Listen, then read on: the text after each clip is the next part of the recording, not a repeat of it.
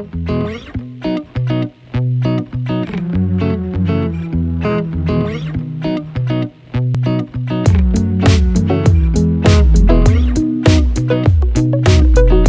you so much, Morisha, for saying yes to my invitation to explore what is resilience Of course. uh, from different points of view. And as a part of our project Elephant, when we share different points of view, and in our case, share some tools in the resiliency toolbox.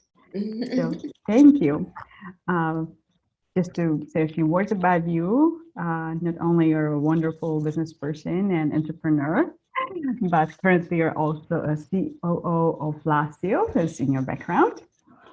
And yay, I'm honored to have you here. Anything Thank you would like to add?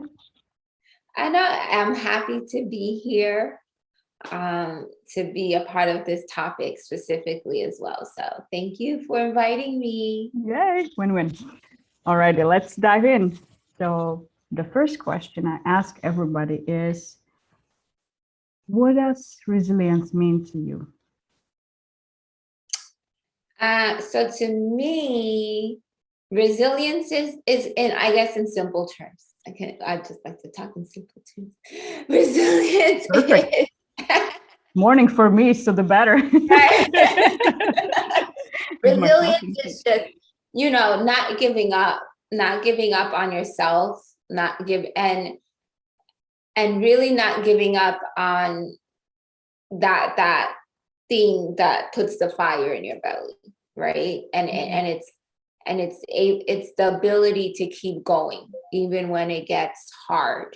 You keep going. But one thing I want to say about resilience is, and coming through my, I don't want to say my long life, still pretty short. So I we don't still think long life ahead of you. yes, exactly. Coming through life, I've always been like that perfectionist and that overachiever, right? So, and then you hear things for people who are perfectionists and overachievers, you hear something like resilience, and I used to feel like I just had to keep going, like no matter what, you just keep going, you just keep going, you just keep going.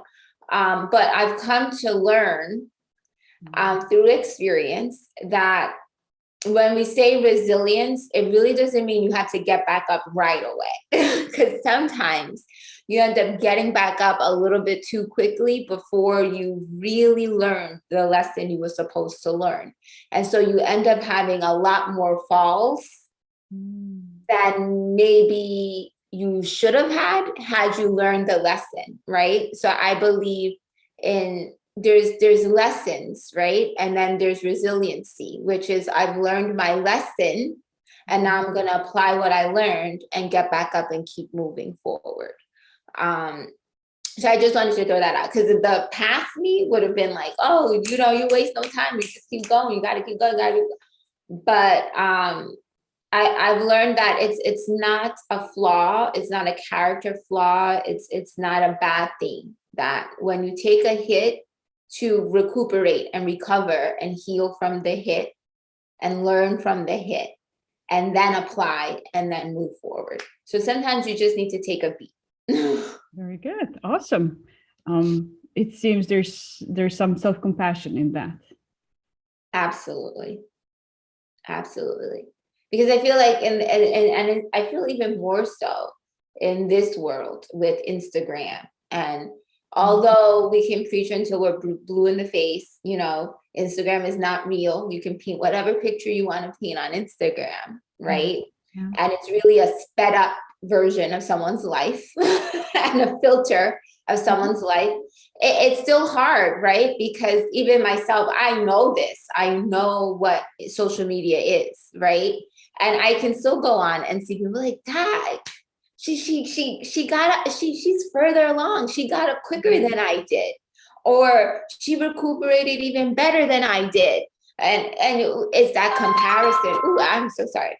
It's that comparison that we tend to always, I don't care what age you are, you tend to continue to do that, right?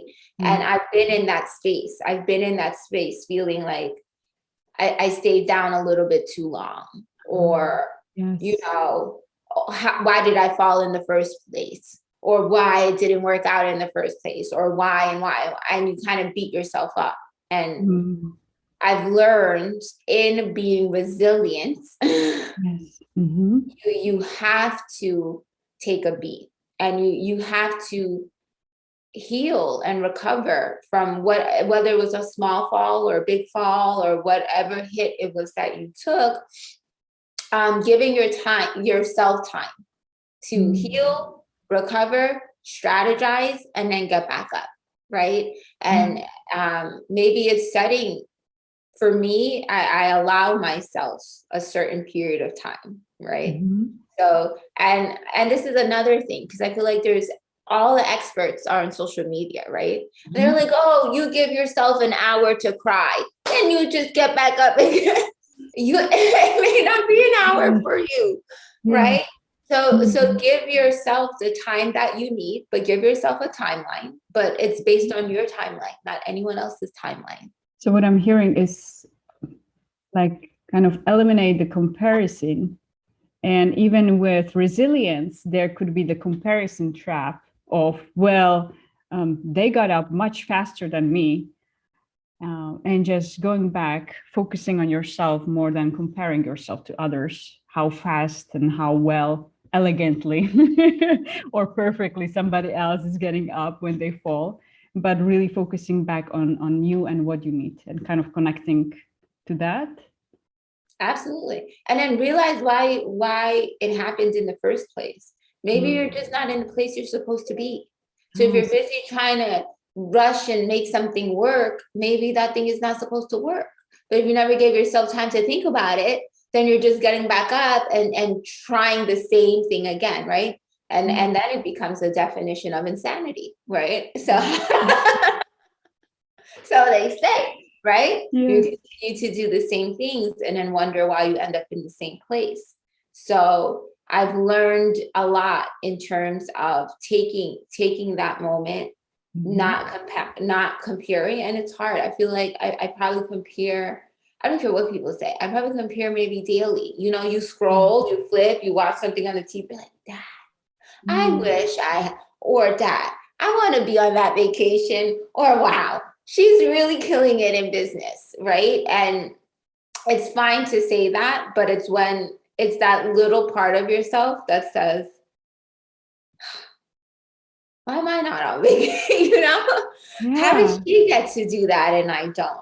How and I don't feel like it's spoken about, because it becomes like, yeah, you cheer people on, but if you have that afterthought, or if you have that voice that creeps into your head that says, I wish I was able to do that, or I should be doing that, or I've been doing this for 10 years and I still can't take a vacation, or whatever it is, or I'm still driving this car instead of that car, or I'm still renting instead of owning a home, or and those thoughts are comparison thoughts, right?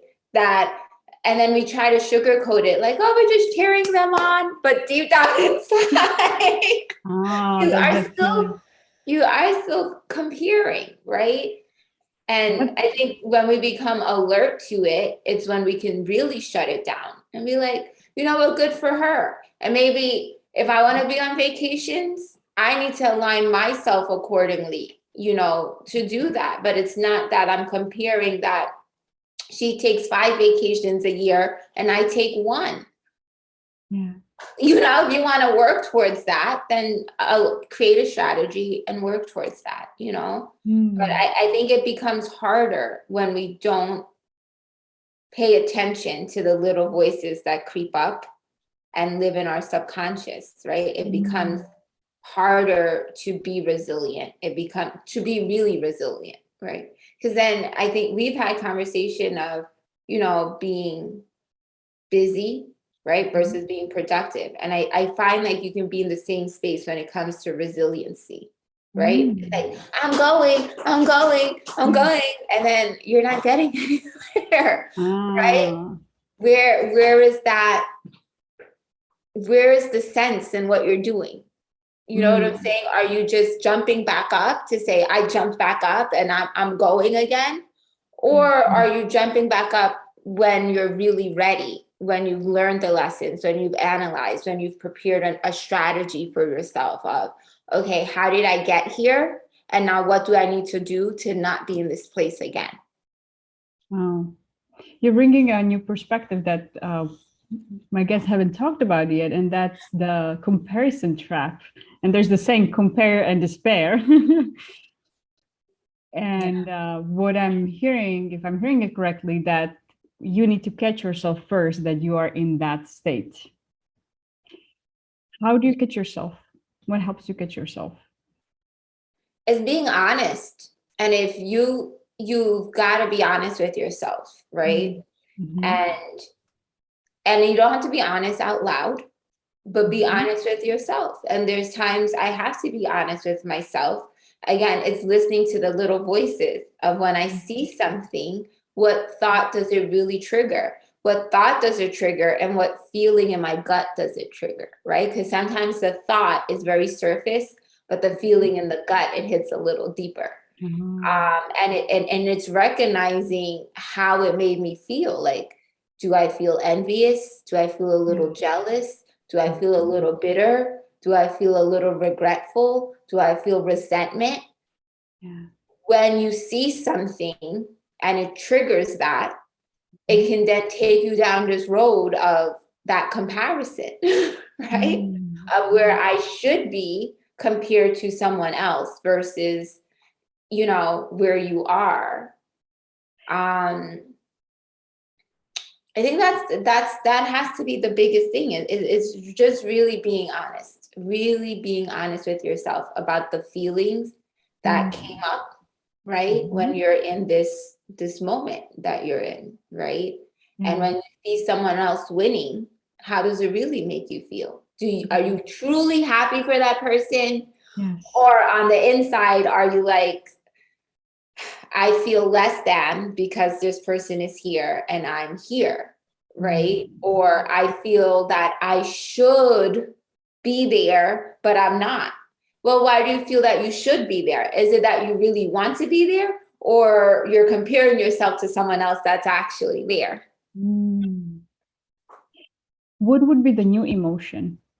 So what I'm hearing on this side of the comparison trap here is feeling almost not good enough, feeling resentful, jealous, envious, and all the other emotions. What would be emotions on the other side of when you actually notice, okay, this is happening, and when you pause and when you, what helps you to become more resilient in that state? And what does it look like on the other side? It's definitely, I think you said the word, which is compassion. It's definitely compassion.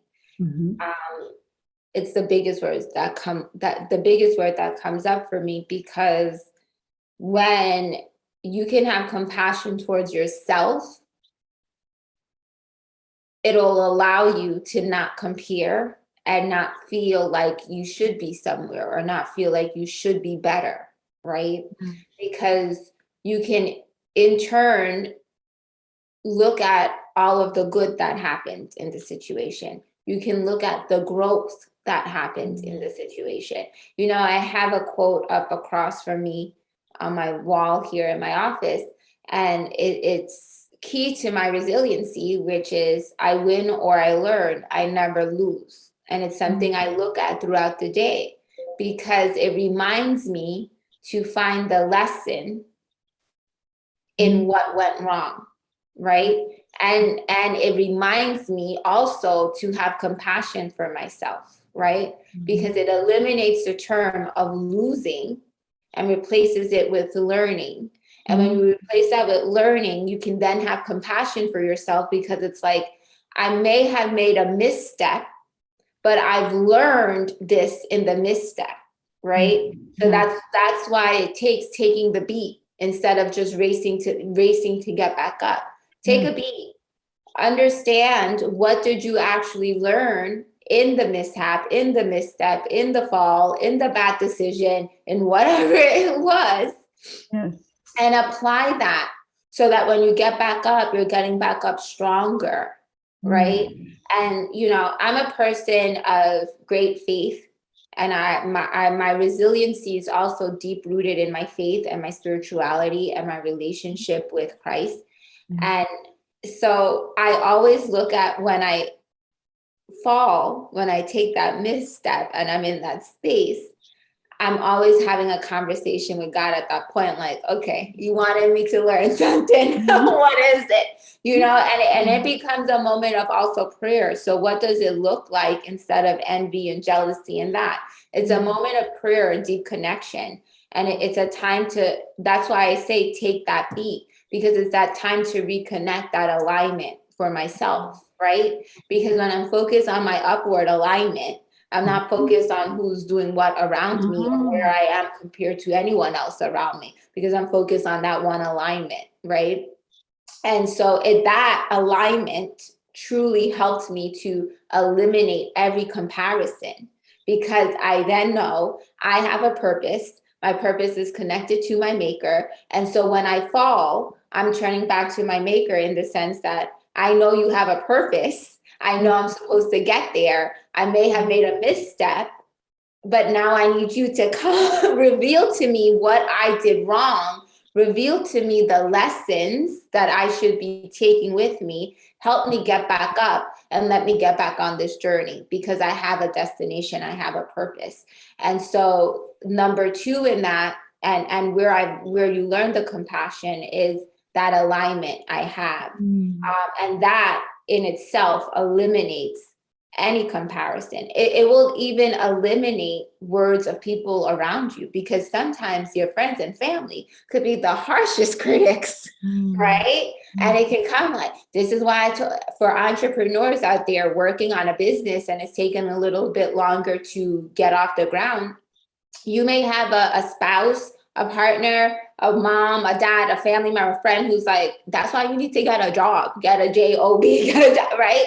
And that leads you to also comparison, right? There's people in your family who could be like, if you just did this, you could be a lot further along. Okay, I could be a lot further along, but would I be happy? Would I be satisfied? Would I be content? Would I be living in my divine purpose? That's for not what you see me doing, right? So comparison can even be off of social media. It could be other people comparing you to where they feel you should be, right?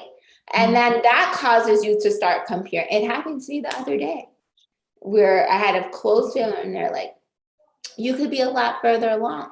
You could be, and it could make me feel as though I did make a misstep, right? It could make me feel like I'm in a trap, like, oh my gosh, I am not where, and it could give this false sense of, oh, a false sense of trouble and a false sense of I'm not where I'm supposed to be, and a false sense of maybe I'm in the wrong place, right? Which could then make me feel like, oh my goodness, I have to correct these decisions and I have to go do something else. And now, I don't know, it then comes this term of fake resiliency, because maybe you weren't supposed to move from where you were, right? Maybe it wasn't a misstep. Maybe it's not a downfall. Maybe it's kind of in the space where you're supposed to be for that current time and that current moment to absorb what you're supposed to get from it. So I think it's also, we have to be very careful of the situations that we're in. And again, I keep saying this, it's why I've taught myself to take a beat before making another decision or making another step or receiving an information. You got to stop and think about it sometimes and really feel like, am I in a downfall or I'm in a learning moment in life? or am I in the right space in life? You know what I'm saying? It sounds like also trusting your own intuition and voice compared to what others tell you, that you really go in and ask yourself, and what is my purpose here, and really connecting. Absolutely. It has to start with it. And I feel like a lot of us listen to a lot of people around us. We listen to social media, and it's easy. It's so easy to do that. I've been there. You can be confiding in someone who you love dearly and taking in that information as though that's where you're supposed to be, but it's really not, right? And so we may end up getting stuck in this trap where we feel like we're always down and out, right? I'm always down and out. Yeah. I always have to get back up. I always have to, Yeah. and it's like, just breathe. It's a Taking a moment. breath could be Take one a of the breath. tools. Yes. Breathe. It's a moment. It's a moment in life. Embrace it, learn from it, and keep on moving. And then we get to this term again, this broad term of resiliency, right? And then it becomes, maybe I'm not that resilient. And this person is more resilient than I am. Or you even have people who maybe they never went through something super major in life. Maybe they never faced a loss or a heartbreak or a bad decision or losing their job or whatever, right? It's been coasting for them. It's good. It's just been good. And you can then feel like, I don't have a story because I've never had to be resilient. I've never had to do, oh, wow. They had to get over something bigger than I had to get over. They had a rough childhood and I didn't. And it's so stupid. It's like, everyone goes through stuff, no matter what your class level is, no matter what your education level is, no matter if you came from a broken home or a mom and dad who's been together for 60 years and you have the amazing foundation. Everyone goes through things. And so you may have gotten over a bigger situation than I did, but it doesn't make you a more resilient person than I am. It's the ability to just keep on going through life, learning lessons and choosing to grow from every lesson that you've learned. So I try to take the pressure off of words a lot because, again, I grew up as an overachiever and a perfectionist. So it's always like, wait a minute. I have to be this. Oh, yes. So you're kind of balancing yourself and the tendency to find your own and remind yourself that resilience is a personal experience. Nobody can tell us what are we supposed to be like in a way. Are we reaching the ideal level of resilience here? But isn't that the thing, right? And it becomes, again, you compare someone else's story to your own. Yes. You compare, this person has a bigger story than you. Yeah. This person had a harder life than her. Oh, she's never had to overcome anything. Everything's always been given to her. You don't know that. True. Maybe she's had self-esteem issues. Maybe she's has insecurity issues. Resiliency can be internal or external, right? Yeah, it sounds like also compassion, not only for yourself, but for others, and giving them the benefit of the doubt. Sounds like, well, we don't know what's really going on for them, and refocusing back on ourselves. What would there be any story that you would be willing to share with us, of one story of being resilient? Example, since talking about stories.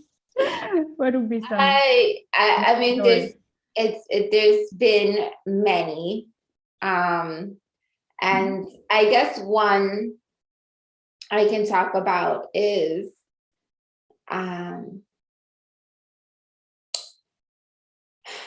I can talk about is, I remember when I had my daughter. And then I found out I was pregnant with my son. And at the time that I had my daughter, I took a leave of absence from work, right? And, I was on the track to have this great career. Again, you listen, right? I was on a track to have a great career, be so far ahead, where I had goals and I had dreams of what I wanted to do. And I remember when I had my daughter, everyone told me, I wasn't going to make it, that, Oh I my. just, sabotage myself, and what kind of life was I going to have. And, I can be honest, I'm married today, but at the time that I had my daughter, my relationship wasn't in a good place. And then about when my daughter was before her first birthday, I found out I was pregnant with my son. And, I had close family members telling me that I would probably end up living in poverty. Like, what was I doing? Now I just completely ruined my life, because now I have two kids under 2. And at the time that I found out I was pregnant with my son, I wasn't working at the time. I was home with my daughter. And I remember, and again, my relationship wasn't in a great space. I was feeling a lot down and out. I was feeling like what was I doing? Right? This wasn't the plan. And then it doesn't help when everyone around you is just kind of like, Yeah. Oh you my just ruined God. your Yeah. life, you just do this, you It's just beating you up even more. right. And so, that pressure can also cause you to make bad decisions. And I wouldn't say bad decisions, but possibly make decisions that you could turn around and regret, based on just a limited perspective and a limited view of the situation. And so I was faced with different decisions at the time of, maybe it would be easier if I took one route over the other, instead of having 2 kids under 2. And I don't have a career. I don't have anything for myself at this point. And remember, I was the overachiever. I was the perfectionist. And now, everyone's like, oh, she fell from grace. Look at her. Where's she gonna? Oh, And ouch. I remember at like about 4 months pregnant with my son, I was just like, I am not gonna listen. And I realigned myself with that alignment. And it was a deep spiritual part of my life, of just one-on-one conversations with God in terms of what was the right thing to do. And now, how do I make things better, right? How do I make some, maybe not the best decisions better? How do I fix this? And how do I get back to being the person who I really was, who was, a fighter, and someone who was passionate about life and excited and and bubbly and just enthusiastic. How do I find that person back? And so it was a long journey. And that's why I say it's, I could easily sit here and compare myself to teenage moms who are now millionaires, right? And I can say I've been through Yes. that a point in time. And I wasn't a teenage mom. I mean, I was a mom young, but I was not a teenager. And so I can easily sit here and be like, oh, wow, that teenage mom is now a millionaire. And I'm still working my way up the ladder here. I can easily sit here and do that comparison and make myself feel as though I was less than, right? Because someone is telling their story about how they're a teenage mom to now a millionaire. And, it's a story that is out there. And there's a few millionaires out there who go on that story. And that's kudos to them, right? So this is where that comparison comes in the sense that, okay, I'm not a millionaire and I've been working, but the part I'm most proud of is making the decision to not see things at a very limited and tunnel vision view of only in the space that I was, but having the awareness to realign myself so that I can be introduced to a bigger picture of what life could be, and using the place where I was and the responsibilities I now had as a mom, and being a mom of 2 9 months later, using that to drive me, right? Using that to come out of a bad situation, using that to help repair my mind state mentally, help repair my heart set, my mindset, my soul set. That's from Robin Sharma. I love him, but I believe in those those pieces of yourself, right? And it was realigning those pieces. And, you know, I say here at Lasio today as the COO, I've been here for 11 years. This is an 11-year journey. But I started at this company. This was the job that I got when I was 5 months pregnant with my son. And they didn't know I was pregnant. I was 4 months when I got the job and turned 5 months shortly after training. But they didn't know I was pregnant because I wasn't showing. But I desperately needed a job. You know, I desperately needed to find myself again. And I needed a way to take care of myself and my kids and not feel dependent, because I've always been an independent person, right? And bit by bit, I had to rebuild. And, you know, I took a job. Here I was, I graduated summa cum laude from university. I was studying sports and entertainment. I was supposed to have this great job and doing great things. And here I was with a 1-year-old, a baby in the belly, and now working part-time for $200 a week and paying the babysitter 120 of it. Oh. And then spending $20 on a Metro card to get to work 3 days a week. Wow. You know, and everyone turned to me and everyone was like, what are you doing? That makes no sense. You're literally working for $20 a week. What are you doing?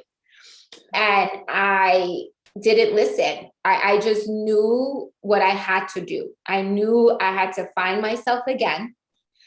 I knew I had to believe in myself again.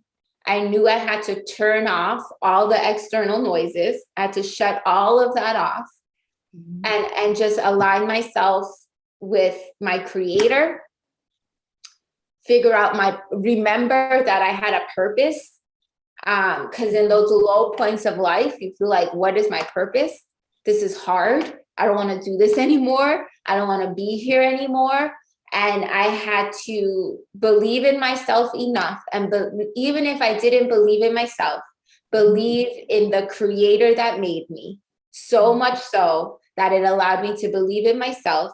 And literally every day that I woke up, I would say, if I woke up today, it means he still has a purpose for me. So even if I don't see it, there's a purpose that exists for me.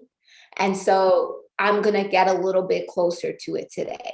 And every day I had to tell myself that, because every day I felt like I was ready to just give up. Like this was hard. This was so hard and so unfair. And how did I make this mistake? And again, the external forces may think that they're speaking out of love, but they could really make you feel like less than a human. And sometimes you just don't understand how fragile a person could be.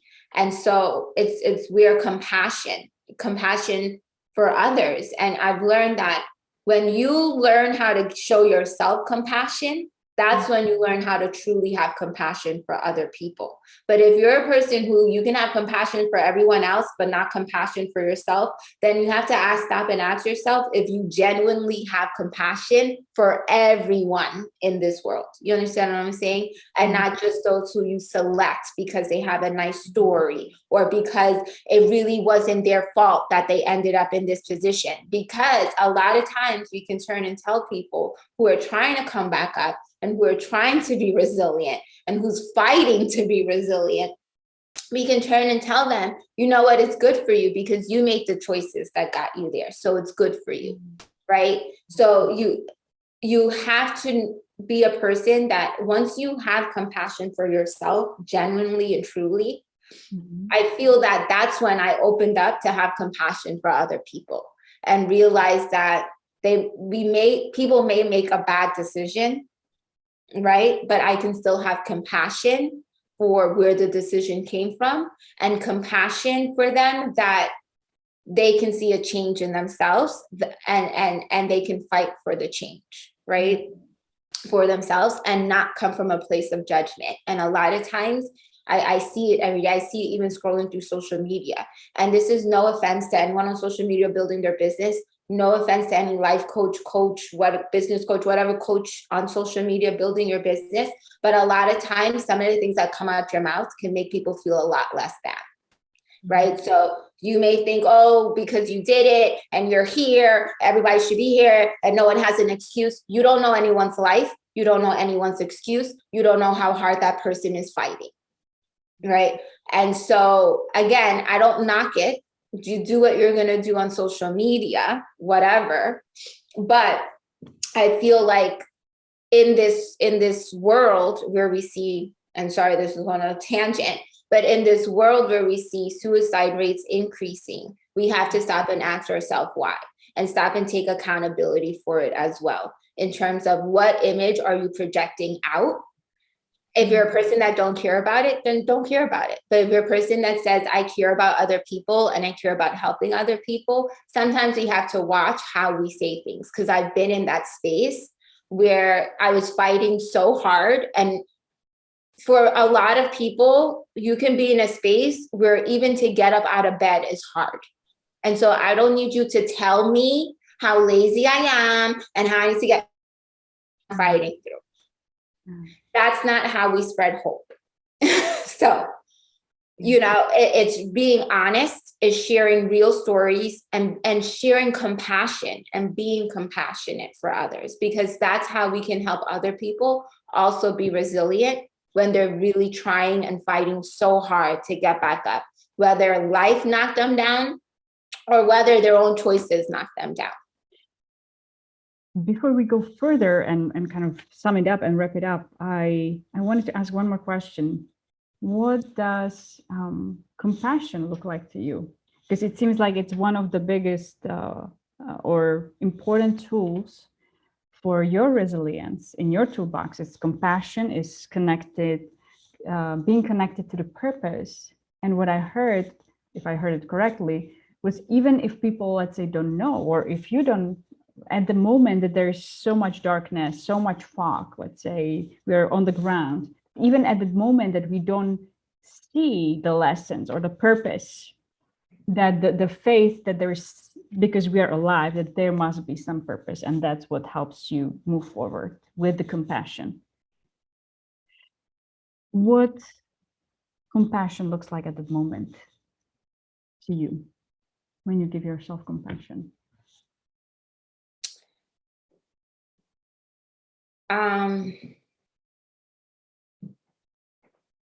Compassion looks like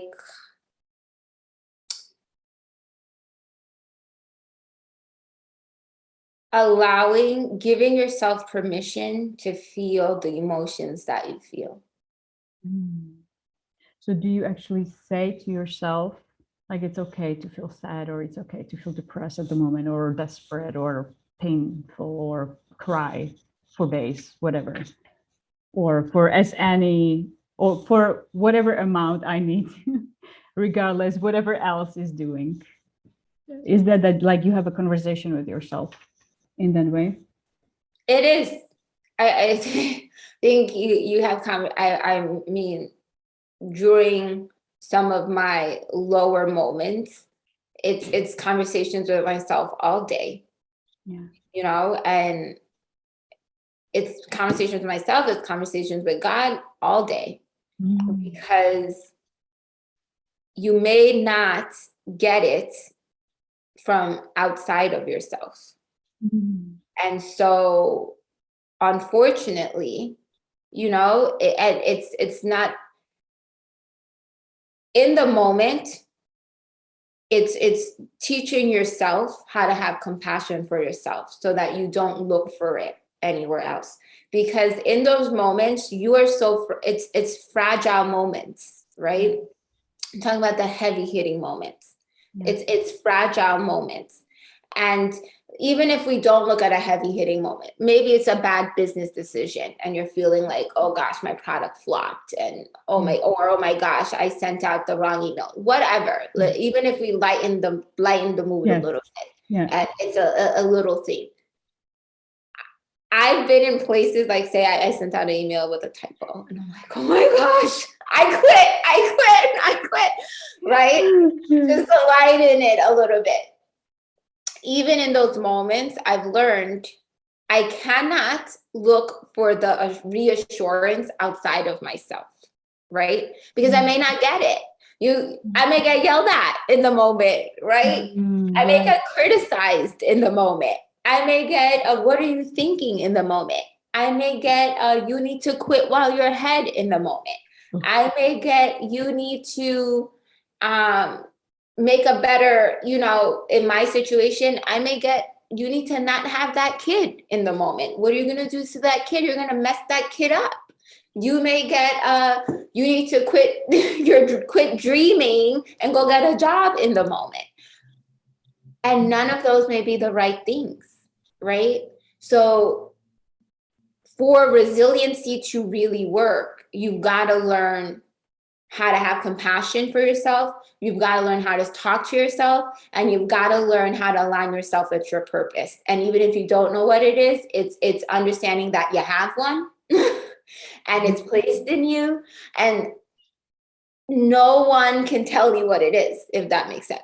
No one outside of you can tell you what it is. It's that alignment. And it's for me, it's hard. I can't like talk around the bush with it because I am a spiritual person. I am a faith believer. I do have a relationship with Christ. And so it's like, that's where my purpose comes from, right? And so once my alignment is intact, even if I'm confused, even if I'm like, I don't know what to do, whatever, or even if I made a mistake, I'm going to turn to the creator. And it's getting quiet within yourself. You don't have to go, do you think what I should do? Because let me tell you, you may get the wrong advice. You may end up someplace you're really not supposed to be. And so to be the key to resiliency, the key to not comparing yourself is that compassion that you give yourself, is talking to yourself, it's talking to your creator, it's understanding his promises in that moment. I know for me, my Bible was key. It was like my everything in one toolbox, because and I'm like, if you did it for that person, you're going to do it for me. And this person messed up and you still love them. And it's that. And it's hard because if you're trying to look for it outside of yourself, you're going to end up disappointed, because even people with the best possible intentions, they don't have the connection to your purpose like you have that connection. They don't see what you see. exactly. They're not gonna get the butterflies and the fire in the belly and the growing hairs on your skin, and they're not gonna get those feelings when you step into the room, or when you step onto a stage, or when you open a book, or when you put your pen to a paper and that energy starts to flow, right? And when you hit those moments, it helps you to become more resilient, because this is the path I'm supposed to be on. This is what I'm supposed to be doing. And so then it becomes the big things that may be big to someone else becomes little roadblocks to you. It becomes little pebbles in your path that you kind of kick aside, right? So it's why I don't compare my resiliency to anyone else's resiliency or whoever, because depending on that person's mindset and their heart set and what they feel in their belly, what may seem like a boulder to me may be a pebble to them, because they just know where I'm supposed to be going. And a lot of times there's people in your circle that don't understand your purpose, your path. And so when you hit a hiccup in the road or a roadblock, they're like, oh my gosh, that's so crazy. You need to shut it down. Oh my, what are you gonna do? And they're freaking out, and they can cause you to freak out, right? And they can cause you to take a lot longer time to get over something as well, right? So again, it's why it's for you. It may take me a day to get over something. It may take me an hour. It may take me a minute. It may take me 3 months. But the key is give yourself a time space. Wow, wow, this was a big setback. I'm going to need 3 months to kind of get over this. I'm going to take a month to cry about it and rebuild myself. And or I'm gonna take a day to cry, whatever. And people are like, oh, give yourself a day to cry about it. But I promise you, in that journey, you're gonna have a lot of days that you're crying about it, right? A lot. You know what I'm saying? If you don't really heal from that, heal the relationship that needs to be healed from that setback, whatever it was. Heal the relationship, heal yourself, heal your thought, heal your mind. There's a lot. I feel like we don't take a beat to really heal. And so when we get going again, we end up having to deal with the same thing we didn't go back and deal with. So part of the resilience in this case would be not just learning the lessons, whatever the lessons are there, or waiting and trusting that we learn the lesson, even maybe at that moment there's so much darkness or fog in a way that we cannot see it, but also healing. So I had this image of somebody hurting their leg, falling and actually breaking their leg, let's say. So if they say, I need to be resilient, and they keep going with the broken leg, they're gonna harm themselves even more. So kind of that would be the of whatever the broken leg could be, continuing comparing what like the right or it could or be like physical, judgments. like you're saying. It could even be a physical, your health. Mm-hmm. Right? Did you stop and take care of your health? I've been in those situations. Keep going, gotta keep going, gotta win, gotta get there, gotta keep going, gotta keep going. Get bad news. I had bad news about my health. And what did I ignored it? I totally ignored it to keep going. Because I had to keep going. I had to get back up. Oh, this is not gonna end. Eventually the body shuts down as well. The body just shuts down.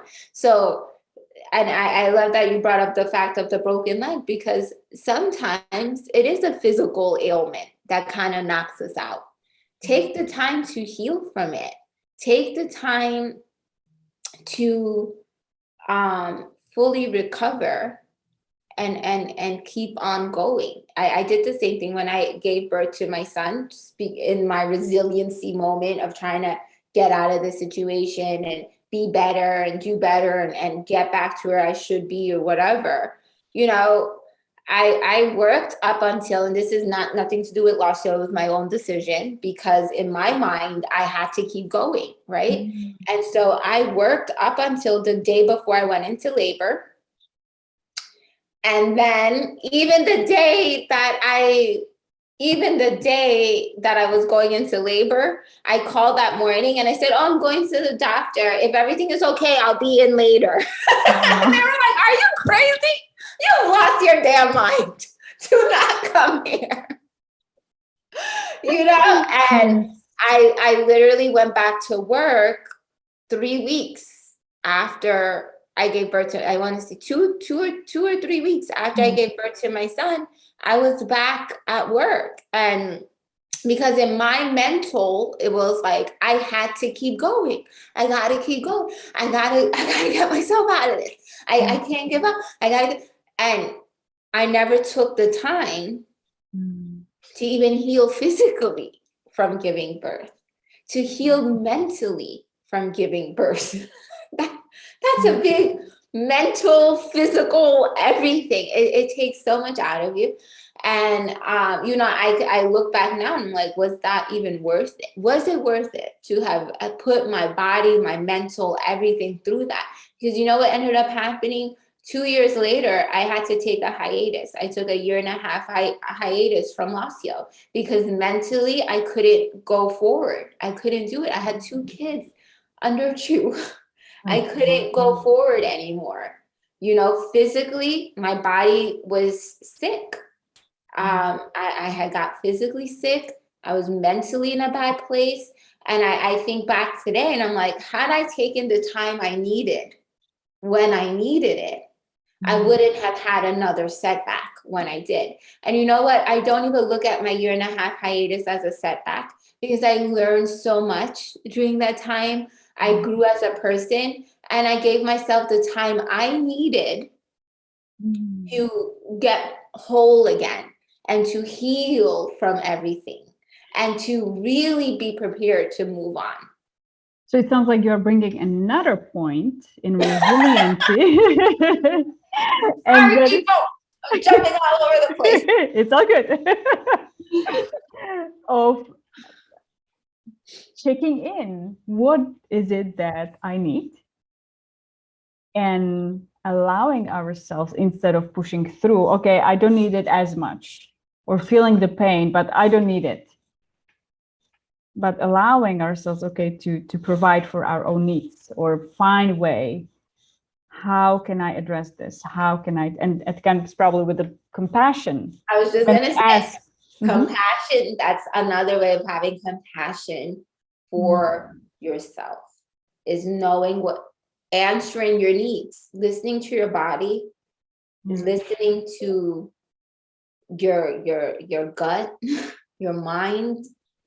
I'm a believer that the body speaks to you. Your body tells you what it needs, and we don't listen to it. We turn it off. We don't want to hear it. We don't want that interrupter. We push it aside, and that's not having compassion for yourself, right? So compassion is, like you said, giving yourself the time, giving yourself what you need. And it's something I still work on today. They make fun of me here because I'm like, I barely take time out for myself. Now my kids are older, and they keep me very busy. Work keeps me busy. My dreams keep me busy. But I'm now having to be intentional about showing myself compassion in what I need, and taking the time that I need when I need it, to not push myself into that downfall, where then I have to practice resiliency to pick myself back up. So I feel like a lot of times we can prevent a lot of setbacks and downfalls if we stop and take the beat when we need to. So like, would part of resiliency then be looking, like preparing for the future, and building ourselves up instead of pushing through no matter what? How would that be?